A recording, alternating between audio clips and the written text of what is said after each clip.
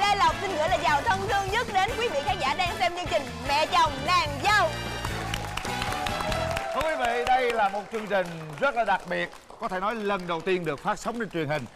Chuyện mẹ chồng nàng dâu là một chuyện vô cùng nhạy cảm, rất là khó nói. Có đôi khi muốn nói mà không dám nói, có đôi khi nói rồi thì cũng không còn cơ hội nói nữa. Chính vì thế nên nhiều cô dâu không dám nói. Thí dụ như con đi. Dạ. Con nữa con có chồng đi, con dám nói với mẹ chồng con không? Góp ý mẹ chồng con không? Con nói thẳng luôn Trời à. ơi sao gan như vậy? Dạ. Ví dụ như mẹ chồng con giận con thì sao? Vẫn chịu. Trời ơi, gan. Đây cũng có bản lĩnh đó. Dạ. Còn bây giờ chúng ta sẽ đến với mẹ chồng nàng dâu đầu tiên. Trời ơi, đi làm dâu mà được mẹ chồng tặng cho được tiền chiếc.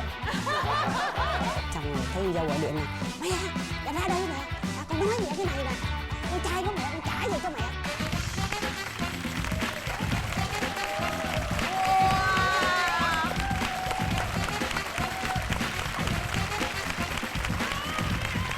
Rất vui được chào đón mẹ chồng và nàng dâu đến với chương trình ngày hôm nay. Xin mời cô giới thiệu về mình ạ. Cô tên là Cao Thị Hồng Nga. Hôm nay cô 54 tuổi, cô đã về hưu và cô ở nhà bè. Dạ. Đây là cô dâu của cô. Xin kính chào quý vị khán giả đang xem đài. Chào hai MC. Tôi xin tự giới thiệu, tôi tên là Vũ Thị Kim Liên. Năm nay tôi 32 tuổi. Công việc của tôi hiện là giáo viên mầm non. Tôi đang sống và công tác tại nhà bè. Hay, cô đẹp quá, lộng lẫy quá, Lộng lẫy quá. quý phái sang trọng quá. Hôm nay cô có thể cho khán giả được biết rằng là cái ấn tượng đầu tiên mà cô gặp cô dâu đó như thế nào? Trời ơi, đâu có ấn tượng gì đâu. Hai nhà cũng sắc dách luôn. Không. Trời ơi, không phải nói Tiểu Đều yêu nhau từ lúc mở chuồng thôi. Chơi nhau từ hồi nhỏ luôn á Đúng hả? rồi, tại nhà cô với nhà con dâu cô là sát vách. Cứ qua nhà chơi thường vậy thôi, đâm ra nó không có ấn tượng. Còn chị thì từ bé là mình đã sống gần nhà mẹ chồng. Nói chung là cũng biết là cái thằng đó là con của cái bà này nè.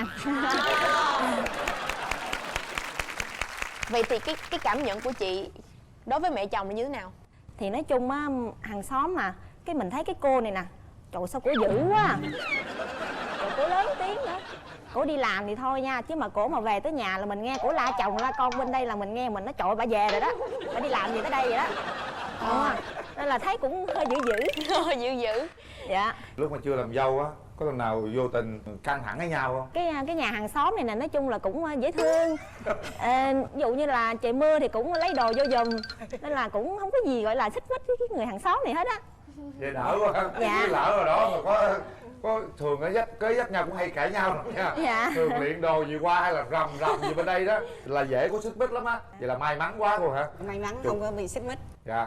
Cô kiểm tra cái dách mình nó có khoét chỗ nào không? Không có quét, nguyên si luôn. Cô thích điều gì nhất ở con dâu của mình? Thích con dâu này là nhanh miệng và khéo léo và rất chi là ngọt. Về cũng biết nịnh mẹ chồng nữa. Vậy thì con dâu thích điều gì nhất ở mẹ chồng? Ở mẹ chồng á, thì mình thích nhất đó là cái sự thoáng. Mẹ thoáng lắm. Nói chung là mẹ rất là tâm lý. Anh Quyền Linh với Lê Lộc có biết cái món quà đầu tiên mà mình nhận được từ mẹ chồng là cái gì không? Gì? Mắc cỡ quá. Mắc cỡ gì con nói đại đi. Trời ơi, đi làm dâu mà được mẹ chồng tặng cho đồ quần chiếc.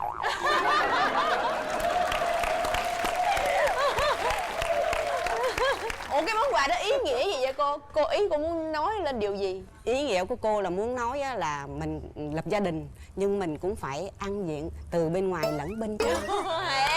Hay quá. Quá là tâm lý. Bên ngoài đẹp thì bên trong cũng đẹp. Vậy cho con hỏi tí xíu nha. Hai mẹ con có khi nào cãi lộn với nhau chưa? Con nói đi. Cãi thì con chắc là không có đâu. Tại vì hai mẹ con nói chung là cũng hay thủ thỉ lắm. Cái tính mình thì được cái hay mét lắm.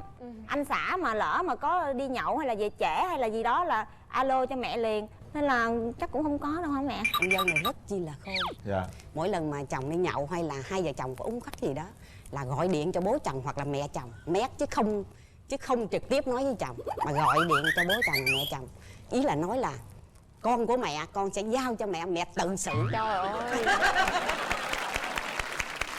Vậy thì cô chắc chắn cũng sẽ có một cái điều gì đó không hài lòng về con dâu của mình. cô không hài lòng về con dâu là về nội trợ con dâu rất chi là kém. Giỏi về việc khác nhưng mà riêng nội trợ thì hơi kém. Nói ngay ra là cũng hơi buồn, nhưng mà về sau cô cũng cải thiện được một ít. Cũng mới cải thiện một ít thôi à? Mới cải thiện được một ít. Thì cô có một cái kỷ niệm là cô đi làm về cô thấy hai vợ chồng thì cũng dọn cơm, cá cũng kho tiêu canh rất chi là ngon. Thế là cô ăn một hai miếng cô thấy vừa ý lắm, rất chi là hài lòng về con dâu. Thì ăn xong thì nghe con dâu bảo là ông xã con mua đấy.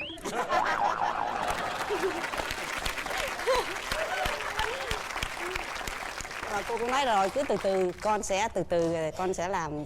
Từ từ đi ha, cũng mua tiếp rồi coi.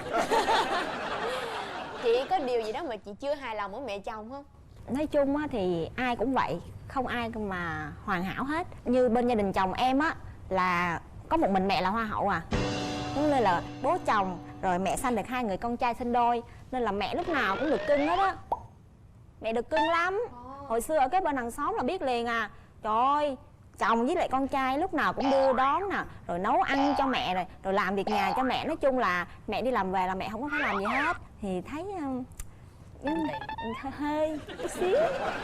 Vậy chị có bị sốc khi mà thấy ba mẹ chồng tiền quá yêu thương quấn quýt nhau vậy?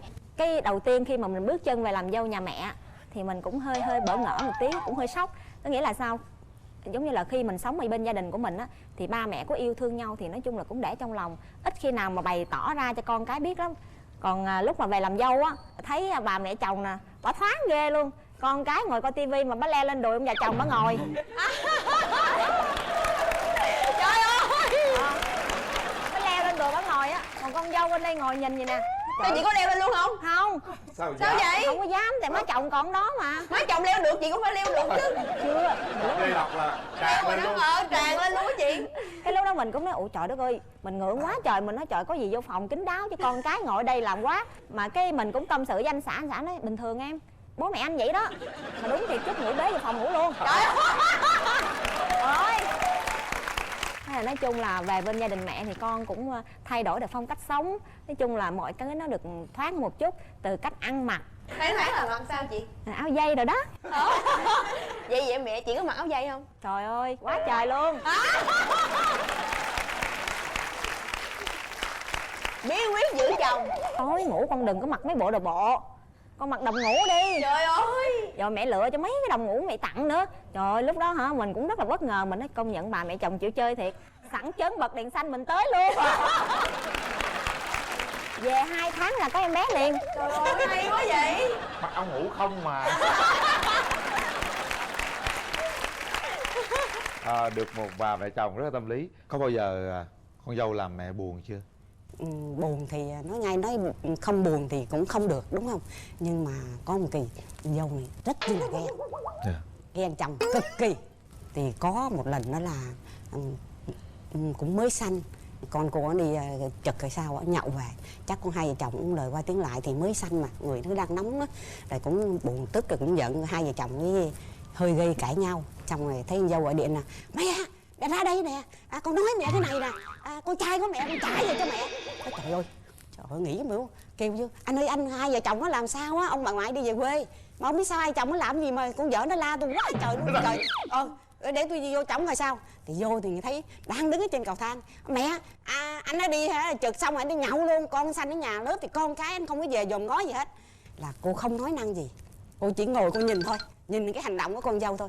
Rồi xong là biết cái tính con dâu là nó nóng, thì thế là cô cứ ngồi làm thinh luôn, con trai cũng ngồi ghế luôn, cô không nói một lời nào. Nó nói đã đời, nói đủ thứ hết rồi. Cô nói nè, rồi xong chưa, giờ con trả con trai về cho mẹ đó, cho anh về ngoại đi, mẹ làm gì đó mẹ làm.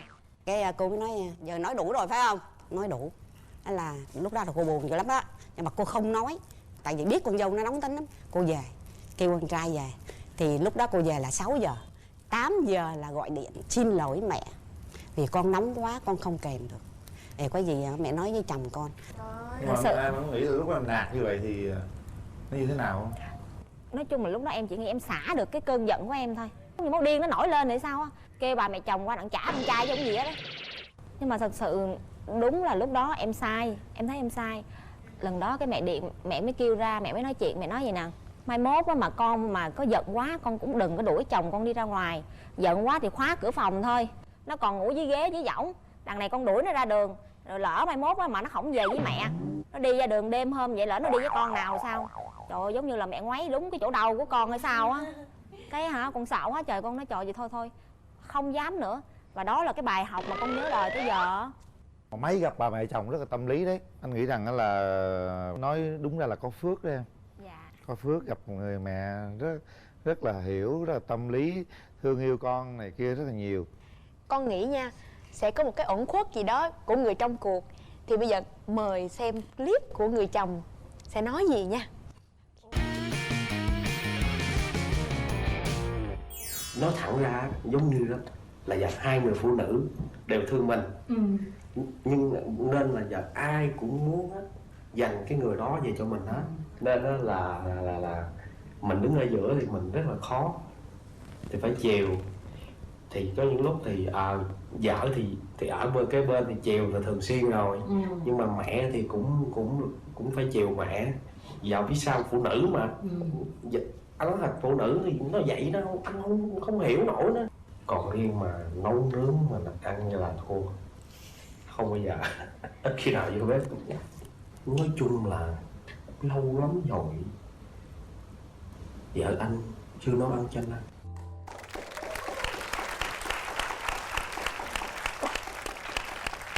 Vấn đề em thấy ở đây á, thấy tội nghiệp chồng á, lâu quá có nấu ăn cho uống cho chồng gì đâu. Em không biết là do đặc thù công việc hay như thế nào đó.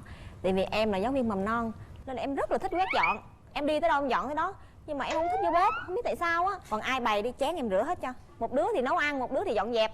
Nên là được cái nó cũng êm xuôi lắm anh. Đó là những cái điều chia sẻ hết sức là thật tình. Nhưng mà chắc chắn rằng sẽ có những cái mong muốn để thay đổi tốt hơn. Vậy thì cô muốn gì ở cô con dâu của mình? Thì giờ cô cũng chỉ muốn con là nên đi học nấu ăn để nấu cho chồng và con thưởng thức, để còn giữ được cái hạnh phúc sau này. Dạ. Thì em sẽ cố gắng khắc phục cái điểm yếu. Em có mong muốn một cái gì ở người mẹ chồng không? Thì nếu mà phải cần mẹ thay đổi một chút xíu á, thì con cũng chia sẻ chân tình. Thì thôi bây giờ thì mẹ bớt làm cái nhân lại một chút xíu. Bây giờ mình cùng chia sẻ cho bố với cho chồng mình nó bớt đi một chút. Thì con cũng chia sẻ như vậy. Dạ. Bây giờ thì chúng ta sẽ nghe những cái lời gửi gắm của anh xã Hải với mẹ ruột và con dâu nha. Ví dụ như không thích cái gì, muốn cái gì, mẹ cứ kêu vợ con ra, nói thẳng.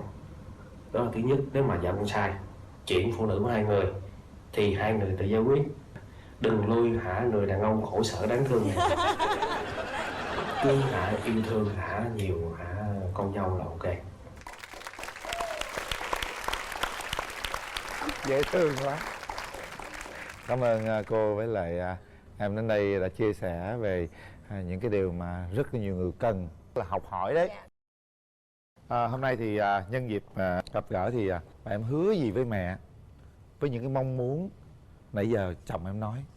Qua chương trình này con cũng rất là cảm ơn mẹ. Thật sự. Thôi đừng có khóc mà, cứ nói đi. Cảm ơn mẹ là đã đẻ ra một người con là ông xã con bây giờ yêu thương con. Con biết là những lúc con nóng giận, nhưng mà thật ra là tâm con không có ác. Rồi mẹ hiểu. Thì mẹ cũng muốn con là những cái gì mà sai thì phải sửa, và phải nên đi học nấu nướng ăn uống, nấu cho chồng con ăn. Cái điều đó mẹ.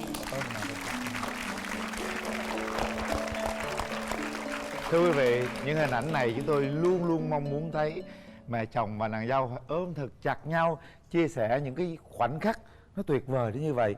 Chúc gia đình hạnh phúc. Dạ, đây là phần quà từ chương trình.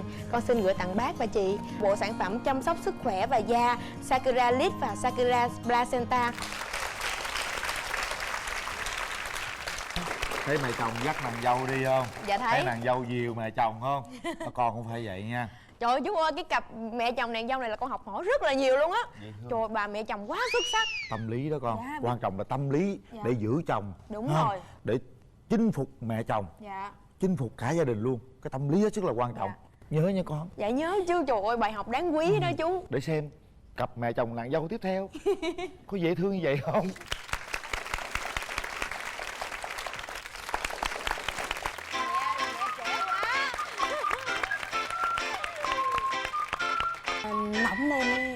thấy bừa bãi lộn xộn mà mắng luôn nhưng mà cũng nghĩ bảo là tội nghiệp rồi, mắng xong cái là quay lại là hay cái này hay đấy. đấy là cái bí mật này là bác tại sao gọi là bác chỗ này, và hai nữa nó bảo là muốn xin bác cho con giấu về nhà để sinh nở, mà từ xưa ngày con bầu chứ đúng nói cho đến chuyện về mẹ đẻ này, thế nói nó cưới hơi buồn đó. Tự nhiên thì cũng đáng là tại sao với nhau nói, nhưng tự nhiên đến đấy mới nói